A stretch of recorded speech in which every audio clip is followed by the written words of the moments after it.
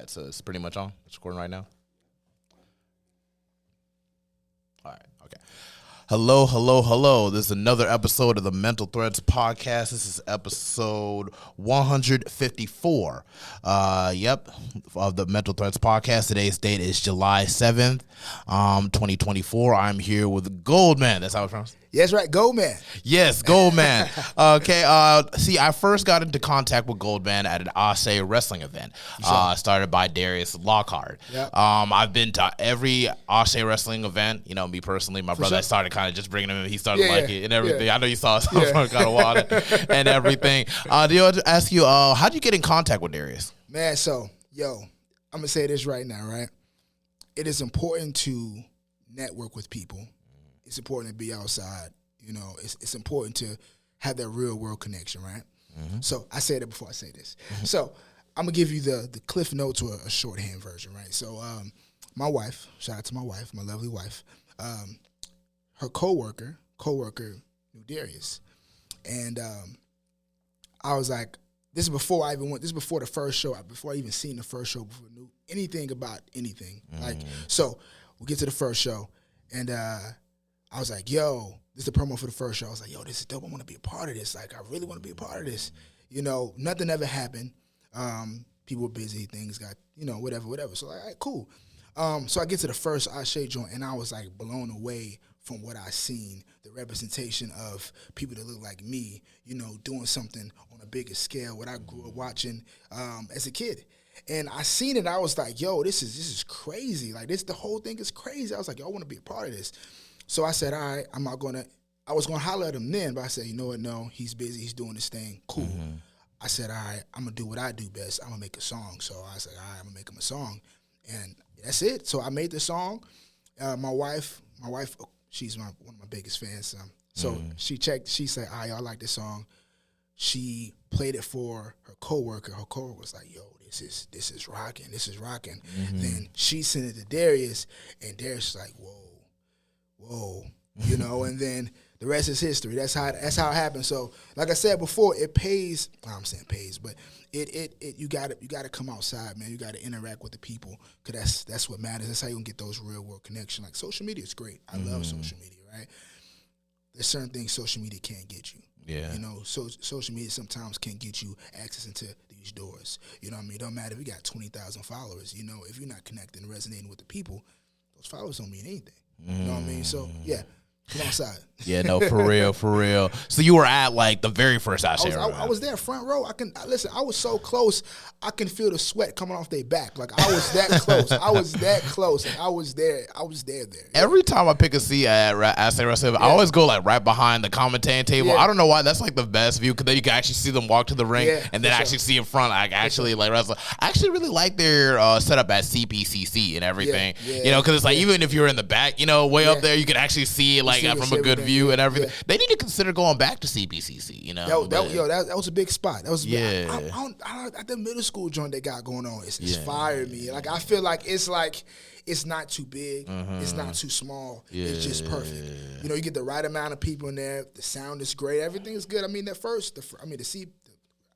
what you said. Yeah, that. CPCC. Yeah, I can't say it all at one time. But that was fire too. I was great. That setup was great as well. I just feel like the middle school joint was just like, it was that perfect touch. Like, touch. But I do like that, what you're saying too. I mean, if it was televised, I feel like it would be best at CPCC. Because then it's like, you don't see, like, the logos or the middle school and everything. You know what I'm saying? I like the middle school too, because it's just, like, it's well light and everything. Sure. But I feel like if they were to actually go into a show, I was thinking about, like, and that's how I really want to touch base with there. He needs to consider, like, putting the show maybe on Tubi. If it's possible, like, maybe. Tubi be dope. Yeah, because it would be open to so many different audiences. And two, it's like most people watch Tubi than they do, like, any other streaming service. Because it's like, you ain't got to pay for it anyway. They just got ads and everything. So that's just about it. So you ain't got to pay for a subscription or nothing. So I feel like it would really open up to more audiences. Tubi's dope.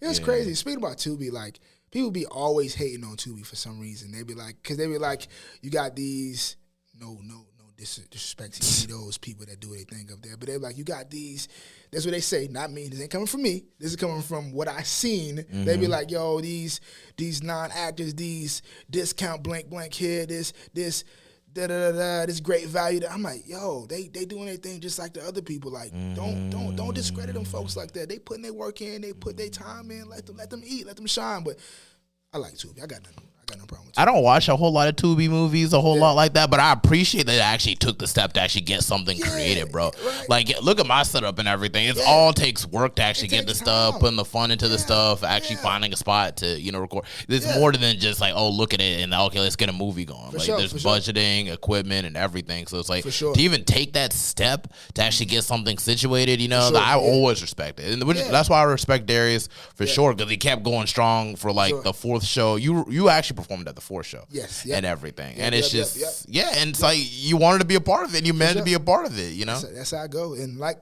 to what you said, I feel like the biggest haters are the people who don't know what it takes to get where you at. It makes sense, like the people with Tubi or people with this, whatever you're doing, oh, I can do it better, but you're not. But you're not putting no work in at all. Why he do it like that? Why she do it like that? But you didn't do it. We got a lot of what they said. You doing a lot of talking from the back seat. You're not driving. You're not driving. You're not navigating your destiny. You're talking about mine. Like, let me be great. Yeah, like it's so easy and everything. Talk is cheap and opinions. Everybody's got them. So don't even sweat it a whole lot. I mean, if it's not constructive, I don't really pay any much mind to it. But I still listen. Sense. Just make a note of it. Yeah, like, oh, okay, that's what you're saying. Okay. I'll keep it there for just that. keep it right there. I'll look back at that. You know what I mean? So, yeah, but it's just like, TK Kirtland said this on the Drink Champs podcast a while ago. He's literally said, like the future favors the savvy, the swift, and what was the third one? The courageous. So it's like really taking that time to actually having the courage to really trying to seek out your dreams, being more self-aware as to what to do, how to do it, and actually going through that process, and actually, using your intelligence to actually make it all come together and everything. I feel like that's peak humanity. That's just that's true. Nothing gets done until you take that first step. True. Whether you believe evolution or whatever, it's just like like that first fish that went on land and everything. I bet like all the other thought that dude was crazy. That boy crazy. No, he can't go out there. He can't breathe. No, he can't breathe out there. Boy, and then look where we're at now. So it's just like, think about it, So it's just like when you performed at the last Ase Wrestling event, could you describe what that experience was like for you in your own words? Oh man, somebody just asked me that question. I was with a DJ from that. I just met with a DJ earlier, like a few hours before I got here, and he asked the same thing. He was like, "What was your experience?" And I'm gonna say the same thing. It was out of this galaxy. Once again, just seeing the representation in the room, people looking like me. One, two, that full circle moment for me being there, which I don't think no one would understand. I guess because it's me, but like just going from like they said, like Gerard said, like Gerard said, I was a fan. I was sitting in the chair, screaming on who have I seen, fighting, and then now I'm here, they screaming my name or they chant my songs. It's like, dang, like for real, like, so it was just a crazy time. I just couldn't believe it. I was talking with Kevin, and a few of the Jet. I was talking with Kevin and a couple other folks. I was like, when I did the Jet performance, I wanted to tear up there. Like, you was there, everyone was chanting. Everyone was chanting, like the whole room came alive. And that just maybe because it's the wrestling, that's the wrestling atmosphere. But like when everyone started coming alive, I'm like, Chet, and everybody was coming alive, I was like, yo, this really happened. Like, they chant this because I'm saying it, like, this is crazy. So like, man, just a moment that I'm probably gonna remember for the rest of my life. Core memory, y'all. It's a core memory. Like for the rest of my life. Like for the rest of my life, I'll say to somebody, like, I don't do nothing else. If something tragically happens to me after this, like, I remember, like, I'm cool. I'm cool. Like that's how pivotal that was for me. Like, just once again from being in the fan position, and now I'm entertaining the audience. That's a different feeling. You know what I mean? It's like, yo, dreams can come true. A lot of people are like, nah, you ain't no such thing as chasing dreams, or you got to like, nah, I'm literally a fan. Literally, I spent $50-some for my seat, front, like I'm there, like I'm there, you know, and now I'm my name on the flyer. You know what I mean? Like I'm in the middle of the poster. Like I'm right there. Like it'd be like that. No, seriously. Shout out to Darius Lockhart for coming up with something like Ase Wrestling and everything, bro. For sure. It's like it ain't nothing but core memories. Every time I show up, you know, it's like it's like there's like, oh wow, I seen D'Lo Brown. It's like, hey, that Noe Jose up there. Yeah, right. And it's just like then you see all these matches. I'm like, oh wow, this is so dope. Yeah, and then it's because of Ase, I actually got to meet Ron Simmons, Theodore Lung, for sure, Shelton Benjamin, and it's just all types of people. Yeah, and the woman that actually sang for Chris Jericho's entrance in AEW. Yeah, like sometimes she was actually there in the front seat, like one time. Man, that's crazy. And that's it's crazy. just like so many people. So many people. Yo, I didn't know Jay Lethal was there. You know Jay Lethal? Yeah, no, me and my brother. No, funny thing, cause me and my brother was there, and he said like, bro, if Jay Lethal was here, it'd be so dope. And then we saw the picture. I was like, Jay Lethal was like right there. I was like, oh my! I showed. I told her, hey, Jay Lethal was there. It's like, what? Dang. I'm walking backstage, right? Yeah. And I'm like, yo, who is it? He looked for me, but I don't know. Like, I know Jay Lethal, right? But I was like, can't be him, right? I'm walking past him. Oh, what up? What's going on? You know, it's Jay Lethal. Like, I'm just seeing like he a regular person. Like, I mean, he probably is a regular person, but I'm just like, yo, this man's right here. Like, I'm right next to him. Like, this don't make sense. Like, where was he at? He was in the back, or was he up in the? He was in the back. In the stands. Everything? No, he was in the back with us in the back. Like he was in the back. Like he was in the back. I was like, no matter. Yeah, I was like, what? He just chilling, like just chilling. I was like, oh, he's here. Oh, okay, cool. All right, dope. And I'm thinking like, if he just would have had cornrows, I feel like maybe I would.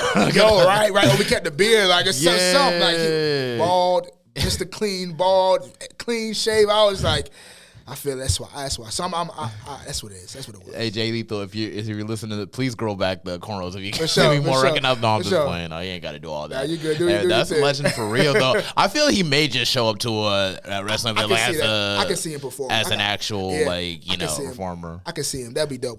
We speak into existence. He gonna be there. He performing. He gonna be the main event.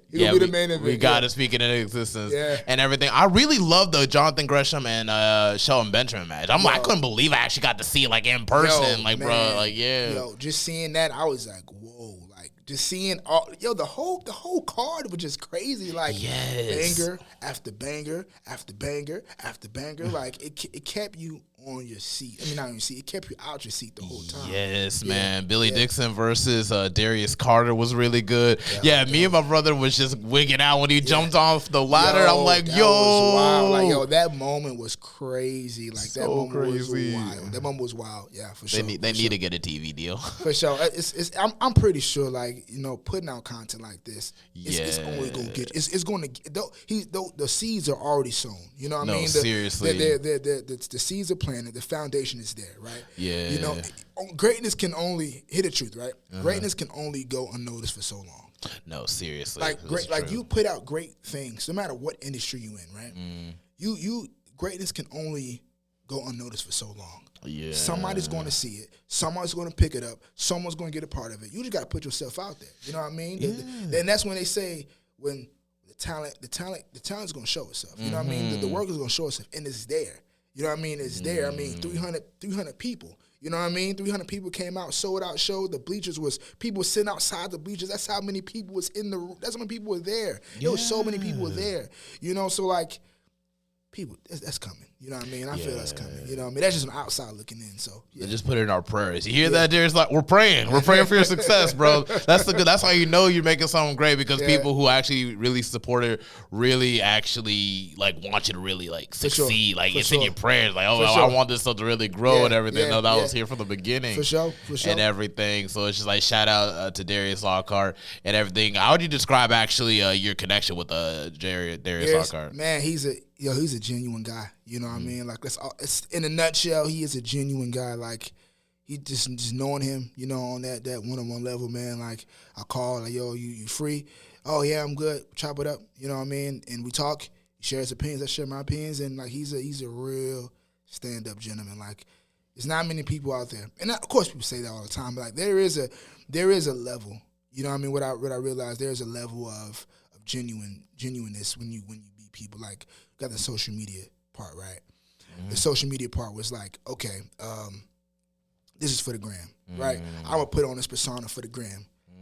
He ain't like that. Oh yeah, like he is he is who he say he is. He's a genuine dude. So yeah, he's a good guy. I got nothing bad to say about the man. Like he's a good dude. He's a good dude, man. Yeah, man, I could sense that for real because it's just like I think he had this event where it's like Ruben Vincent, who's like kind of my cousin because I'm Liberian, and everything. Like, his stepmom and my mother are friends and everything. Okay, for sure. So it's just like he actually had him for the event uptown in Charlotte and everything, and that's why I first like met up with Darius Lockhart and everything, and I think Big Yaya was there too, right? And stuff. And I'm like, I really want to get Darius on the podcast because it's like he's full of these ideas and he actually is realizing them. Sure. He's in his 20s, I'm in my 20s too, and everything. It's just like it's just one of those things. It's just like you really want to like tap in with people who are like idealists and actually make the work to make their ideals like 100%. Reality. And it's just like and I'll support Ase whatever. I'll show up to every show if I can. You know what I'm saying? For sure. It's 100% right now. I'm gonna keep it going. Right. And everything. I think all it is he just up with anybody. He's just a busy dude. You know what I mean? Like I was chopping up with a DJ Knuckles to be exact. Who was chopping. He's like, yeah, I'm trying to, he's a busy dude. You know what I mean? When you putting out the hottest content in Charlotte right now, you putting the hottest wrestling show in Charlotte. I mean, you're a busy dude, but he'll connect. If he is a stand-up guy, he will get at you. Yeah, for real. And it's just like getting like Mark Henry on the board too. That's that's a plus because like Mark Henry founded Bianca Belair. He found I think he seeked out to see a Daniel Bryan or whatever, something like that. Jay Cargill. Yeah. Listen, Mark Henry. I'm gonna give you some insight about Mark Henry. Mark Henry is. I don't know him at all, but like Mark Henry is my favorite wrestler. Oh, really? You know what I mean? That's like my favorite wrestler, and he actually commented on my post with the power theme song joint, and I was like, I'm over there freaking out. Like, wait, I was at a dinner with my wife, and I was like, yo, Mark Henry just like commented on my joint, like this is crazy. Like, yo, Marcus is that guy. Being on the board, like when that news dropped, I was like, whoa. I was like, oh, this is crazy. It's crazy here. So like, man, it's only up. It's only up, man. It is only up from there. So shout out to Ase once again. Yeah, no, seriously, man. Like it's just like because like he just recognizes greatness. Yeah, so Ase could really be something in like 5 years from now and everything. 10 years. For sure. 15 years. I forgot the 5. 15, 20, 25, 30. Yeah, it could really, really grow. I'm real like, maybe we could, because I know you were there when they showed like the preview of the documentary by PBS. Yeah. I think, what's the guy named Cliff Baumgartner, I think? Something like that. I apologize if I got his name, because I actually emailed him a while ago to try to see how to reach out to him and everything. But it's just like, I feel like we could actually sell out that stadium in Greensboro. Like, if you give it some time, bro, I think it could be possible. It's possible. Because it's just like, there's just a certain flavor I feel like Ase has and everything 100%. And their identity that I feel like you can't get nowhere else. Yo, and it's actually very true. I'm also going to agree with you on that, because I was talking with some of the wrestlers and a few of the refs. There was like, these other promotions ain't nothing like Ase. It's a distinct difference. Very distinct. It's a distinct difference from what they do and then what the rest of the indie circuit does. And you can tell. You can tell for sure. They get independent artists to perform and everything, for sure. And it's just like they leave you on a cliffhanger by the time of every show, so you want to come to the next one. They make you come back, and it's just like it's just right now we're in the organic stage where it's just kind of growing little by little. But once it really starts going viral and everything, I feel like that's where things are gonna really take off and everything. And I know it's just like with your connection with Kevin Knight and everything, you feel y'all just connect over the song, and that's how you connect, or was you already connected beforehand? No, man.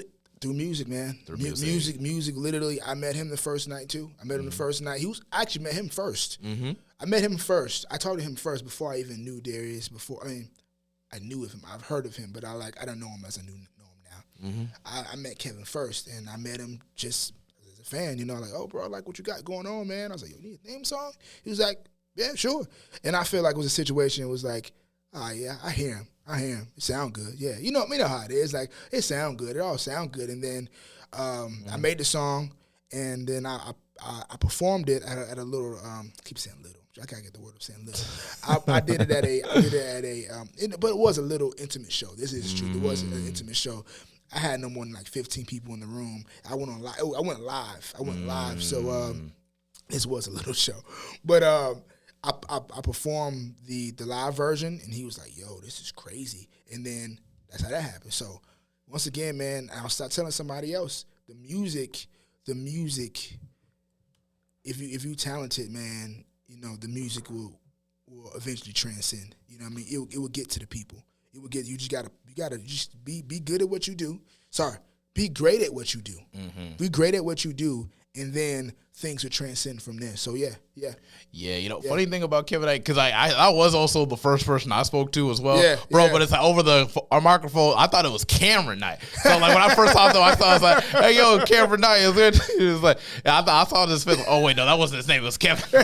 I felt so bad and everything, but really cool. He's a cool sport. Cause like the last time we won and everything, he actually acknowledged me and my brother for actually instigating a lot of this stuff going on. So it's just like, you know, shout out Kevin Knight. You know, Jet 2 Fly, and everything. I heard more about him and got deeper into his stuff. Like I know he was like wrestling for TNA as well and New Japan, and he tags with Kushida and everything. And I saw Kushida in NXT and everything doing the whole Back to the Future thing. So I'm like, okay, so it's like this. So I kind of have a more futuristic type aesthetic and everything. Yeah, his match with Ian, the guy Ian. Ian Maxwell. Ian Maxwell. Yeah, that was real dope. There was a spot where I think he kicked him in the chest or something on the outside. Bro. Man, that match was cold. That match was cold. Yeah, bro. We could go on all day talking about Ashe, but it's about you and everything. But back to you and everything. I know you mentioned it's your wife, correct? My wife. Yeah, your wife has been very integral in your success going so far. Listen, man, my wife she has helped me on so many levels. You know, she helped me on the performance tip, right? Like she's probably one of the reasons why I perform the way I perform now. She's big on, my wife she put together her shows herself, not wrestling shows, but she put together shows herself. So she's a dancer, and she has an eye for stage performance. So she was like, yo, you're not getting on the stage unless you write. You can't just be rapping a song, you know what I mean? Like you got to give the people something, right? Like music is one thing. They know your music. Well, they don't know your music. They know music. You got to give them a show. And that's what she was so big on, giving me that. Like, my stage performance was good. She made it better. So that in one. Two, just being that ear, that listening ear. So when I have when I'm recording music, she's there. She's there all the time, just supporting. She's shooting videos. She shoots my videos. I mean, I can go on and on. My wife is amazing. So yeah. That's a beautiful thing, man. Just like in the Bible, a man who finds a good wife finds a wonderful thing. For sure. Bro, for real. You see that? Behind every great man is a great woman, man. Yeah. And it's just like, so it's like your wife basically kind of coaches you in regards to like stage presence. Yeah, she shows me like, you know, you should do this or you should do that. And then we definitely collaborate on those certain ideas, but she definitely gives me, like the biggest thing I had was eye contact, right? Like just being real, like my eye contact wasn't there. So I'll be like, close my eyes like this, you know what I mean? But never looking at the person, looking at the audience, and that matters, you know? Like when you're rapping or when you're singing or whenever you're doing, you want to look people in the eye because they don't have the connection with you. Like imagine this, right? Imagine I'm talking to you like this, right? Yeah, you know, my name is Goldman, and you know, versus yo, my name is Goldman. How are you? Like it's a different vibe, right? So yeah, like the biggest thing she hit me with the eye connection situation. So yeah, for sure. That's very, very good advice for real. Because you want to be able to see people can see you're sincere. You got to look them in the eye and everything. And I had to learn that, especially because, you know, I'm a security guard at a floor host, actually. Unarmed security guard for Onyx. So it's just like, you know, it's just one of those things. You can't be looking down when you're talking to people. You got to look them in the eye. Like, excuse me, sir. You know, you got to cut that down. You got to stop from that. We have to escort you out. You know, you got to be serious. So it's just like that eye contact, it demands respect. It demands attention. Like, you need to focus on me. You came here for me. You got to see me and everything. So it's just like, I really understand. That's really good for your wife, and she's very wise and everything to really instruct you in this manner. So how long has she been dancing? My wife been dancing all her life, man. All her life. Like, my wife's been dancing. For what she told me, she grew up, she taught herself how to dance, looking at Michael Jackson. That's how she taught. For what I remember, babe, I messed the story up. My apologies. But what I remember was she danced. She taught herself how to dance by watching Michael Jackson. She wasn't professionally taught how to dance. She did it herself, you know. And Ever since she was a child, for what I remember, like I said, if I mess the story up, my bad. But for what I remember, yeah, that's it. So she's basically self-taught in her own right. For sure. So since she's a self-taught dancer, she just basically just. So does she teach by any chance? She teaches. Yeah, she teaches. She teaches dance at a. She teaches dance for elementary schools in the Raleigh, Durham Triangle area. Oh, okay, cool. Yeah. And does she like go to school for it basically, or she didn't? Did she go to school for that? No, she didn't go to college for it at all. She my wife is she's a real one. She's supposed to have a bachelor's degree or something like that. Man, my wife is. She navigated through it, man. That's my girl. Like she's real. She's one-on-one. Like she's gonna find a way to make it work. You know, yeah. So she's kind of like the Blanca equivalent, like from Super Street Fighter, but like for dancing. That's really cool. That's very, very creative. She has a huge insight for sure. I bet she's very, very insightful. Yeah, in a sense. 100%. Yeah, that's really cool. And the fact that she can coach you into like a different genre, like just from music and everything, to kind of get that stage presence. Yeah, that's very, very dope. Where do you meet your wife at? Where I meet my wife? Yeah, in another music setting. I met her at a music video shoot. It wasn't my music video. We were just extras in the music video. It was a music video party, and we met there. Nothing came of it too much, truth be told. Like, when I say nothing came of it too much, we had a conversation, and I know she want me to tell the story, so I'll tell a little bit of the story. So that's all right. We was at a music video party, and we was like a little powwow, a little circle. We was talking about politics and stuff, and we was talking and everything, and then out of nowhere, this is when this thing was popular. I was looking like, yo, what are those? And like, I wasn't playing her. It just at the time. They're like, oh, yo, he frying her by her shoes or something. I was like, nah, I literally genuinely was interested. But she was like, they're from Aldo? I like, yeah, she was kind of defending herself. And like, it was cute. And I was like, nah, I wasn't trying to like come at her. And then, but her shoes are really fly. Like, she had some wings. They literally were fly. She literally had wings on her shoes. Like, they literally were fly. And then that's how we met. And then like a few months later, I did a show. And I wasn't actually, let me be frank. I was at my homie show, and when I was at my homie show, a beat played, and I just started freestyling. I started freestyling, and then it got wind on camera. One of her homegirls was there, and like she DM'd me like, "Oh, I know you make music," and like, yeah, and then like ever since then we just hit it off. That is really dope. Ever since then we hit it off. So yeah. Ain't it just great when your passion just brings you to like very important people in your life and everything? Yeah, for sure. Yeah, I've met so many friends because I do music too. For sure. I got to check it out, man. Like I've been so busy like these last couple of weeks. I seen it. I said, I'm gonna check this out. So I haven't checked it out yet, but when I do, we'll have some words. Yeah, bro. Take your time. Take your time, bro, because we're all just focused on the podcast, just talking and everything. So it's like, we ain't even reached that spot yet. Yeah. Because I was just hearing you perform and everything, the freestyling and the saxophone and everything. And just the fact that you were still willing to show up despite having not a whole lot of conversation and everything, it means a lot, bro. Yo, man, ain't nothing like, it's nothing like I told you I'm about coming outside these days. You know what I mean? Like I ain't in the house no more. Like I'm not in the house anymore. I'm out here like, I'm linking up with people. You know what I mean? I'm linking up with genuine people, and I not saying anything, but I didn't even care how I looked. Like if I'm here, we're gonna make it work. You know what I mean? And it's dope. This is dope. So like, I was like, usually before I used to do my research before I do anything, and I still do, but like this here, like I just went out on a limb. You know what I mean? Like I ain't never met in my life. I remember seeing you was in the front. You was in the front 12. I was like, I bet. And I see you vibing. I was like, all right, I'm gonna just go on a limb. Like, you know what I mean? If I get kidnapped, it is what it is. I mean, hey, my wife got my location. We'll figure it out. But no, well, it's good to know that this is no kidnapping situation. It's very much a legitimate situation. Yeah, right. Hey, I probably should just send you a link to the actual podcast beforehand. So we kind of skipped so many. Wouldn't be a bad idea. Yeah, wouldn't be a bad idea. Skipped a whole lot of steps with this one. So it's just like, but it's good to know that we're still catching on pretty well. Yeah, for sure. Back to just going to you and everything. Yeah. I know you spoke before we got to speaking and everything. You spoke about how your life was like growing up in Chicago before coming down to North Carolina. You spent half your life in Chicago before North Carolina. Can you describe what that experience was like for you from Chicago to North Carolina? So like for what I remember, It was good. I had a good time, man. I was centered around a lot of my family. My family was really big in my life. On my mother's side, well, both sides, mother and father's side. Always around family. Always around family. Uncles, cousins. Always around family. I went to elementary school there. I went to elementary school in a different part of the city, but it was great, man. I loved it, and I was crushed when I left. But like you were saying before.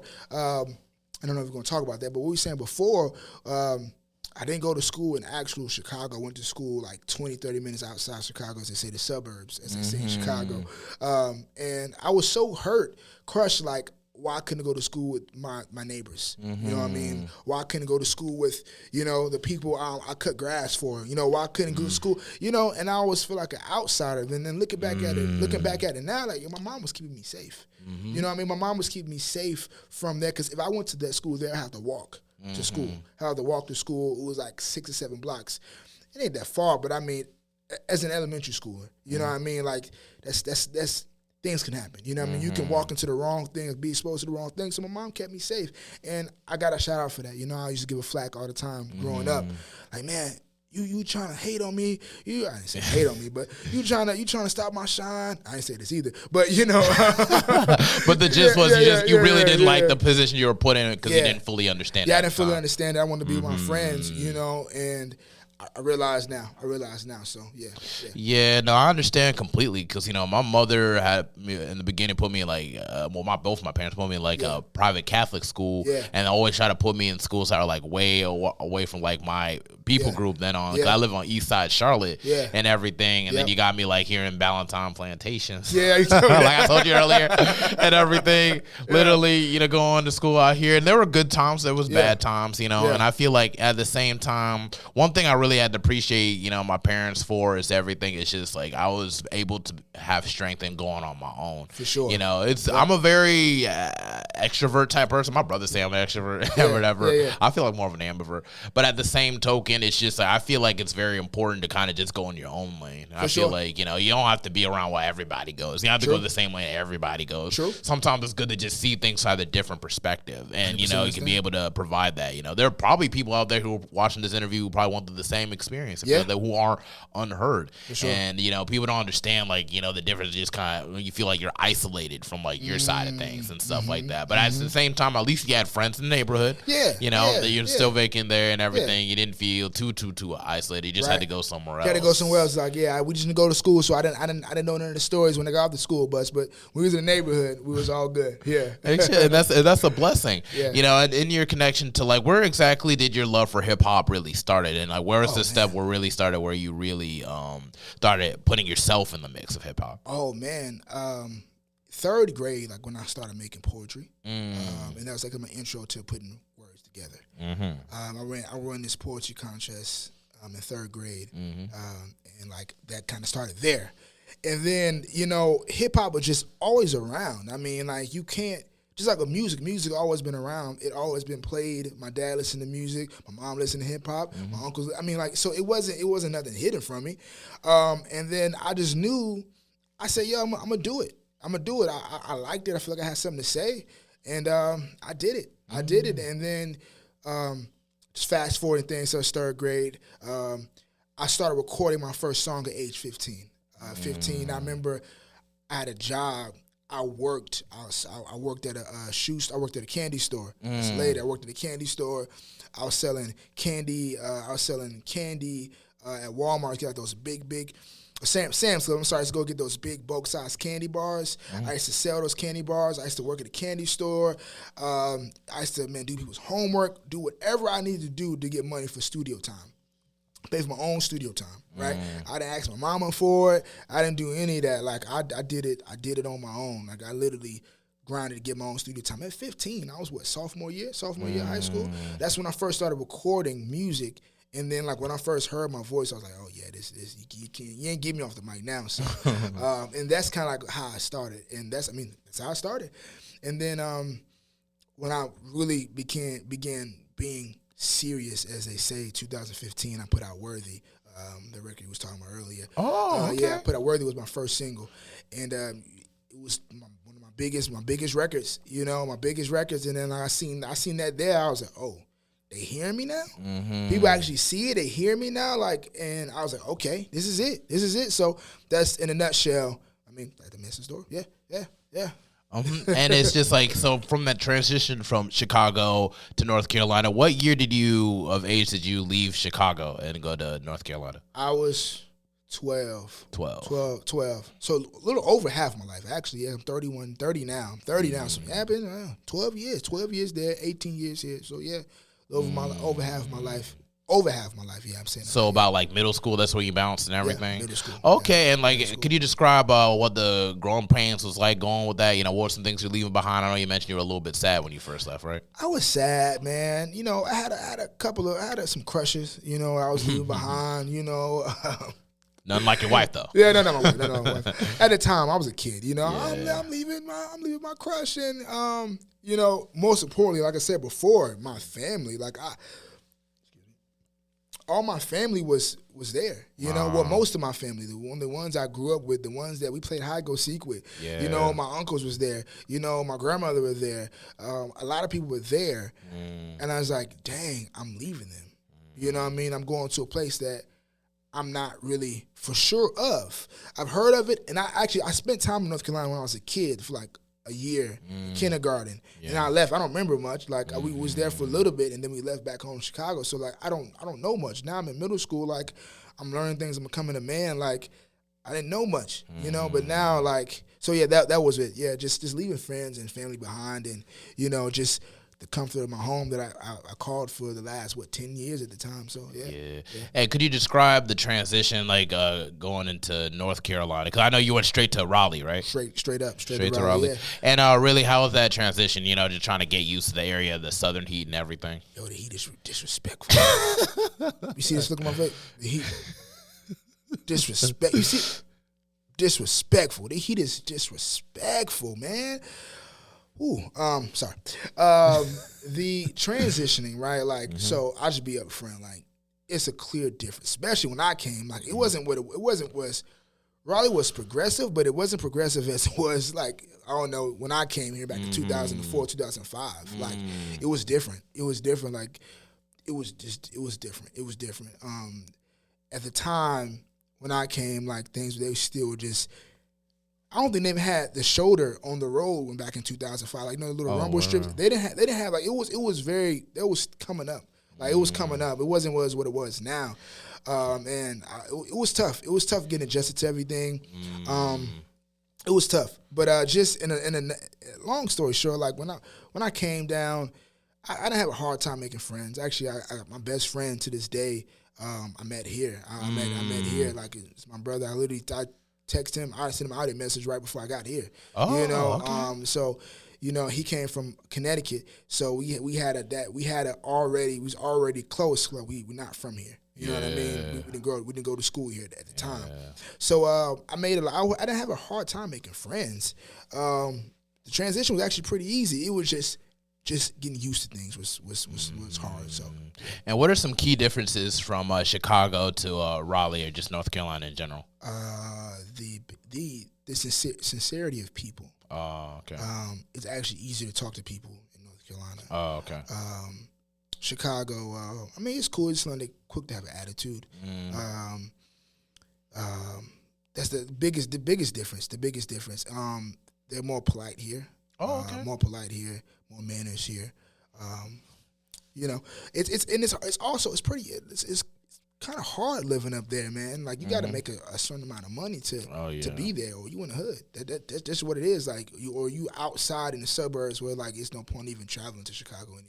Like, so that's the difference. Like, North Carolina, I mean, now people are talking about, the price is crazy, but like, man, it's that's because the people are not making enough money to what the way the rate of things is now to what they make. It's hard to live, but man, like, it's a lot cheaper. It's a lot cheaper here, man. It's a lot easier to get things going here versus Chicago. Yeah, I could understand that for real though. Sometimes I feel like I take it for granted because, like, you know, I'd be wanting to go like to DC and kind of like trying to stay there, but the freaking The rent over there up north, bro, it's like, how do you even manage and everything? Right. Like, people may be in New York in like a little box and everything for like $2,000, $3,000 a month. I'm like, nah, it can't be me, man. Yo, nah, man. My producer, my best friend, we talked. He was like, yo, he was paying like $3,500. Wow. He was like, Walt. He was like, yo, Walt, bro. Yo, they just raised my rent. I'm thinking it's gonna be like $250. He's like, bro, they raised my rent to $4,500. Yeah, it's time to go for a two bedroom apartment. He was like, I can't live like this. Like, I see y'all don't want me here. I'll be on my way. And it's like, man, he lived in North Carolina most of his life. You know, he's moved to New York, and he's still there now. He found a cheaper place, but yeah. Every time I hear them prices, I understand why y'all come. I understand. I couldn't have been able to do it, bro. Yeah, for sure. Just be straight crazy. Hold on. Sure. All right, cool. Yeah, sorry, I got to check in. Like every 20 minutes, and there's like a little cutoff and everything. Right. So I got to check in with that. But it's like, okay, so it's like getting back into your music and everything. What inspires you as an artist? Oh man, great question. What inspired me as an artist? What inspired me to make music? Is what you're saying? Like, or just it could be who or whatever. Just influences, stuff like that. It's kind of general to that degree. Sounds crazy. I don't think I had an influence. I always went with my own. I always went the beat of my own drum. You know what I mean? Like, I listen to rap. I listen to Common. I listen to Lupe. I listen to J Electronica, 05, 08 Jeezy. Like, I listen to those people. I say 05, 08 Jeezy for a reason. Like, the music 05, 08 Jeezy, that music he was making around then was like clutch. But anyway, I didn't have an influence per se.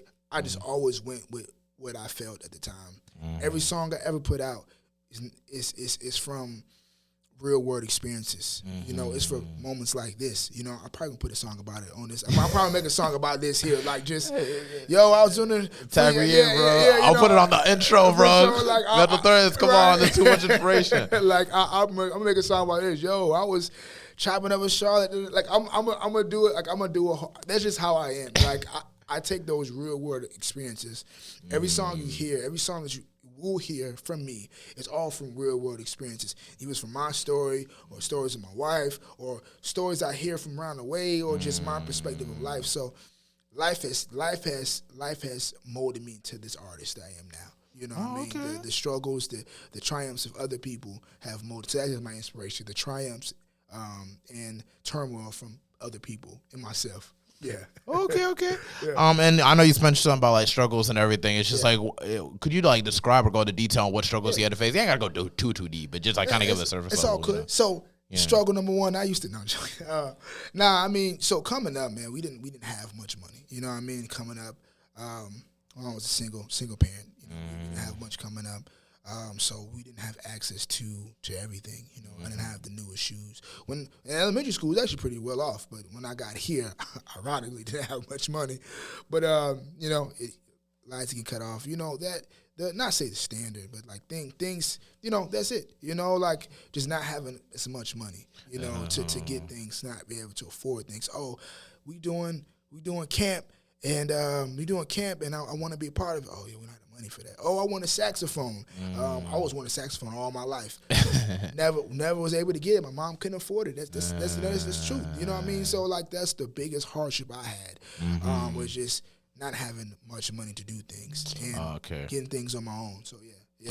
Okay, well, I see it kind of motivated you because, as you said, you were working at a candy shop and everything. You're just getting all your own money and everything to really fund your project.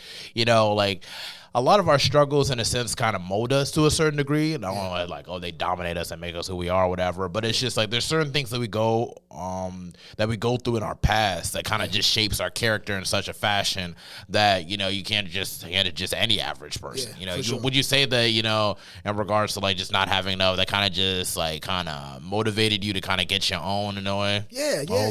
I got tired of you don't have the money for it. I got tired of maybe next time, or maybe on the next check, or maybe this, maybe that. Like, you get tired of that. You get tired of hearing it. You know, and no knock to my mom. That's the truth. You know what I mean? When you're a single parent raising 2 kids, you know, like, she got a mortgage. Like, real stuff happens. Sometimes you don't have time for the extracurricular activities. You got food on your plate. The lights are on. That's what you got.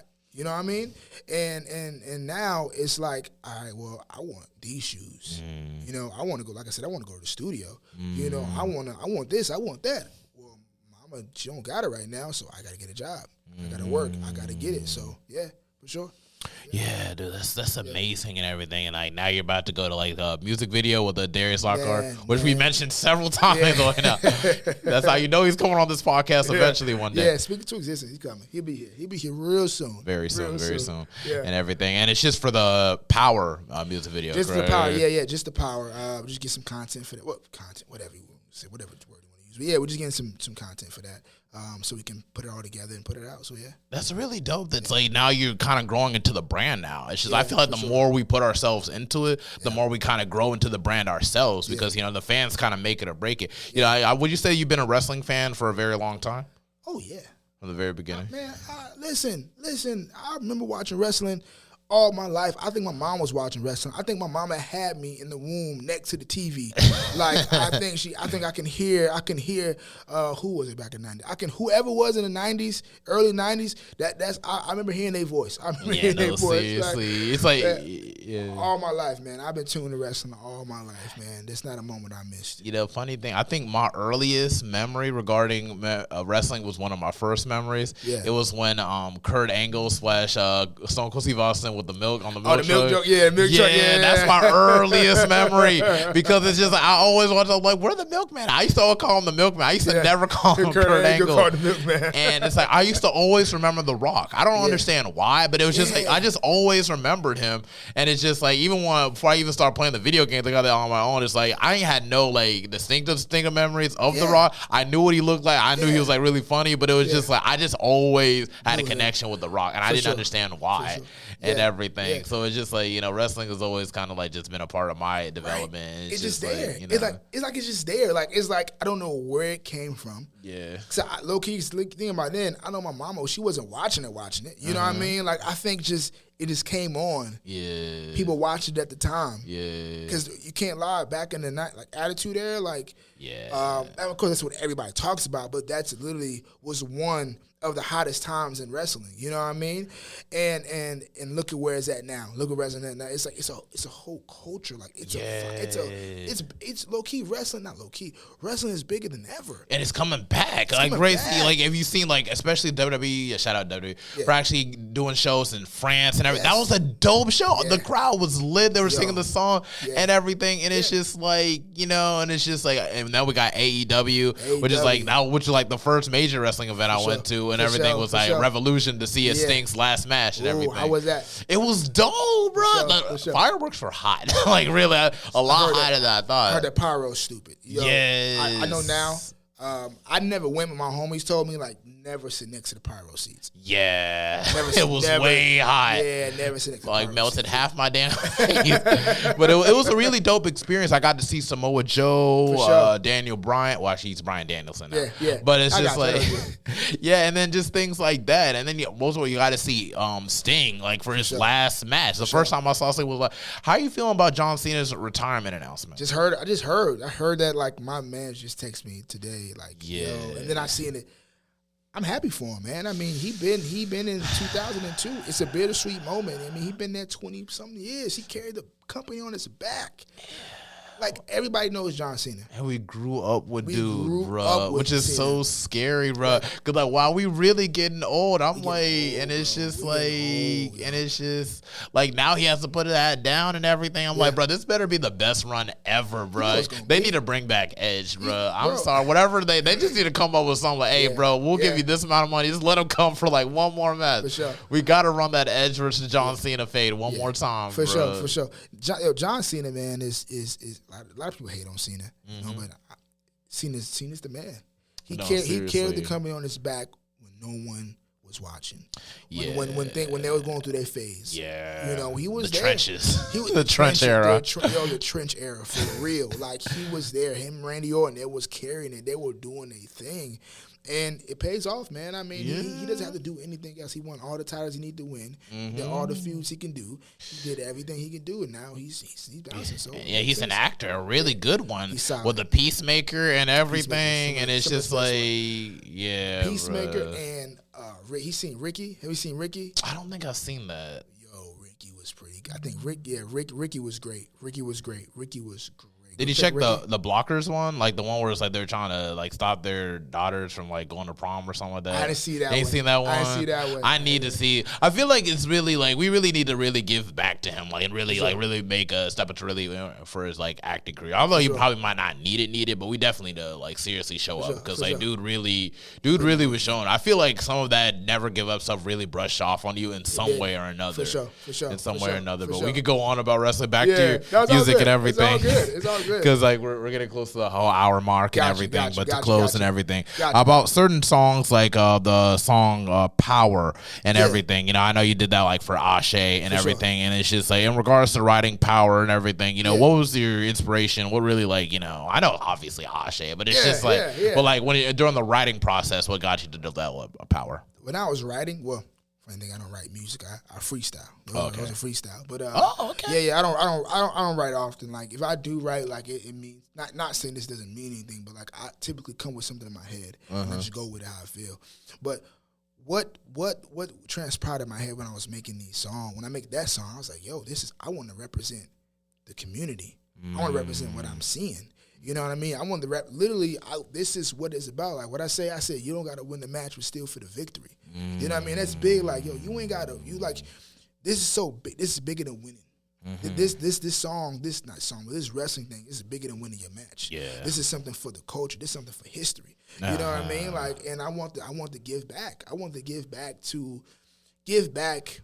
more, not more give back, but I want to give two. Not give back. I want to give two. I want to give my 2 cents.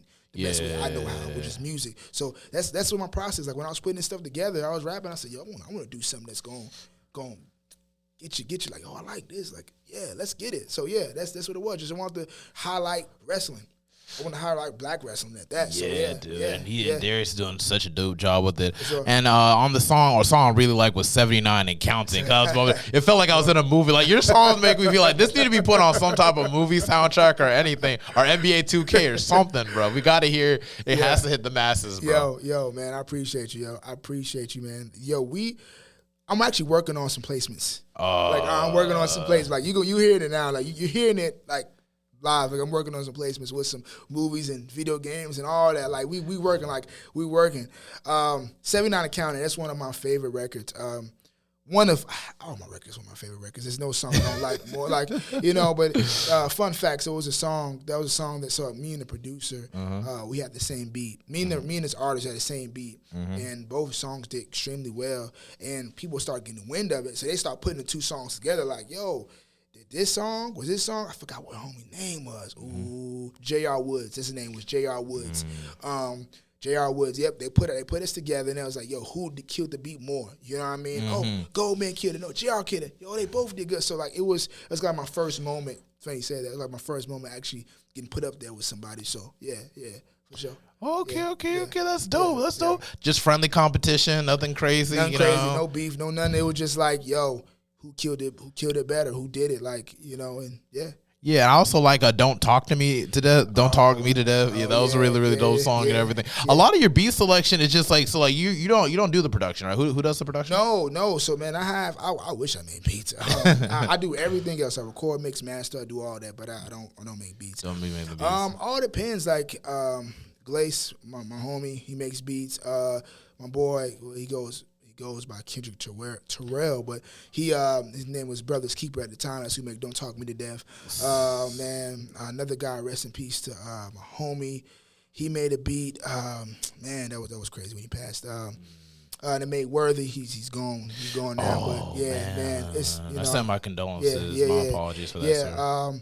It's all good. And then who else? I mean, I got so many producers, man. Like I said, Juno. I like Juno from YouTube. Juno. Man. Everybody just So it's a lot of people. Batman.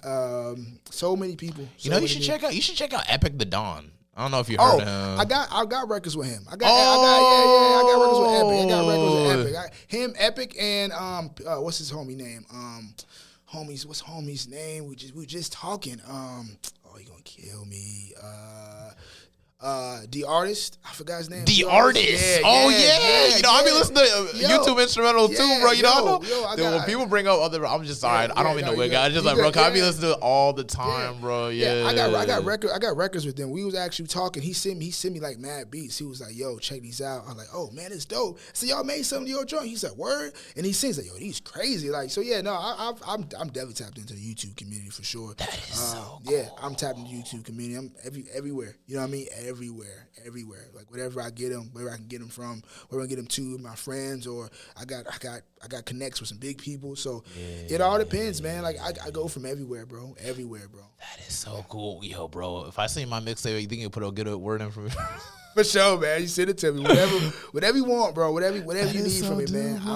Whatever you need from me, man. I do my best. Yeah, because I appreciate good production and good art, bro. And then just to know that you tap in with a lot of these people so that you're already made for greatness, bro. Because it's just like, you know, that YouTube community of beats and stuff, even though a lot of people have access to it and listen to it, few people could actually make something great out of it at the same time. And it seems like you're pretty much familiarized with doing that and everything. And I'm back on the song Worthy and everything, because that was like your first. And was that like your first hit to a certain degree, or was it just like first hit? Okay, and it's just that was just really, really dope and everything. I feel there was like some gospel elements, so you kind of put some gospel elements into it. The Florida Mass Choir. I'm sorry, the Florida Mass Choir, and it was Kelly Portis. That's his name. I'm sorry, Kelly Portis. God rest his soul, Kelly Portis. He sampled the Florida Mass Choir, and when it come on, you've been proving yourself to me. Like, it was a smash. Like, I knew when I heard it, I said, it's over. It's over. It's over, man. And that's how that went. I ain't gonna lie, bro. I felt bad for missing church today because I had to sleep in. And I was like, okay, I'm redeemed. I'm okay. I'm balanced. I don't even mean to be jokes. You good. It was really well balanced and everything, and it's just like, you know. Well, I feel like you as an artist and everything, even though it's like Raleigh's and like, you know, out there. You know, J. Cole came from Fayetteville, and I didn't know what Fayetteville was until that dude could really. And I've been living in North Carolina all my life until he really put it out there and everything. And it's just like, even though like you were born in Chicago and everything, but I feel like you've made a whole lot of roots here in North Carolina, a whole lot. North Carolina's my home, man. Like, I'm not one of those folks who, I rep Chicago. That's all. Like, no. You can rep both. You can rep both. Like, I just like now. Actually, I'm getting back into more in the hip hop Chicago scene now. Mm-hmm. But like I rep both, but North Carolina's my home, man. Like that's why I be trying to learn how to drive. I mean, I lost my virginity in North Carolina. I mean, like so much has happened in North Carolina. You know, I'm just like for real. Yeah. Like this is just where I'm at. So this is where you became a man at. You know what I'm saying? It's just, I feel like North Carolina. What I really like about North Carolina, even though you've actually gained a whole lot of interest in Charlotte specifically, man. You know, I feel like it's just like we're going through a whole lot of changes. For sure. A lot of people are coming down here. For sure. I've seen that they're doing things to switch up things in the North Carolina. The Panthers and the Hornets management teams are starting to like kind of switch up a little bit more to be more productive. For sure. You know, I feel like everybody's mindset is starting to really set to a more growth mindset now, and I feel like people are really starting to call to action and really take that step, but actually making something happen. Like, you know, you see me with the podcast and everything. You doing your thing with Ase, with the music and introducing it in Ase, and then Ase becoming his thing too. That's wrestling, music, and even on the podcast side of things. You know, I feel like our network is growing. We're becoming a lot larger, more connected, and I feel like we could really take that momentum to become something bigger. And I feel like you could really be a huge figurehead in that movement for sure. Hey, listen, man, I appreciate it. You know, I for real, like, I only tell the truth, man. I don't bullshit you for a little bit, man.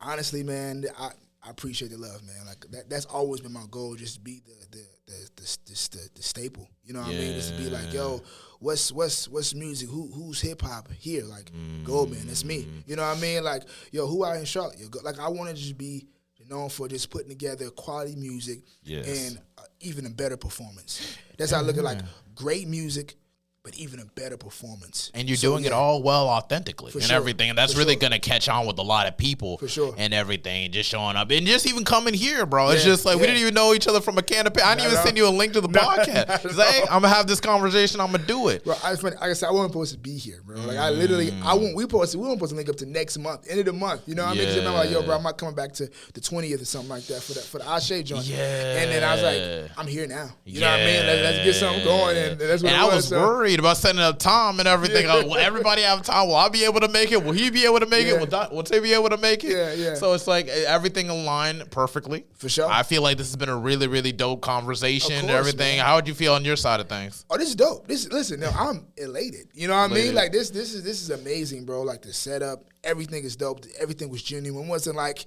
we didn't want. You didn't send me no questions. I mean, nothing like this is all from the top of the dome. Yeah. You know what I mean? Like, of course, you got your question you want to ask, but like everything was like nothing rehearsed. You know what I mean? We came here, we got the camera rolling, lights on. It's time to make some magic. So that's what it was. That's how I like. I just want to hear from people's background and everything, get the perspective on matters. I love it when people are engaging like this and they talk to everything. So I feel like I'm not the one that's talking. Yeah, doing like, so where you from? Chicago.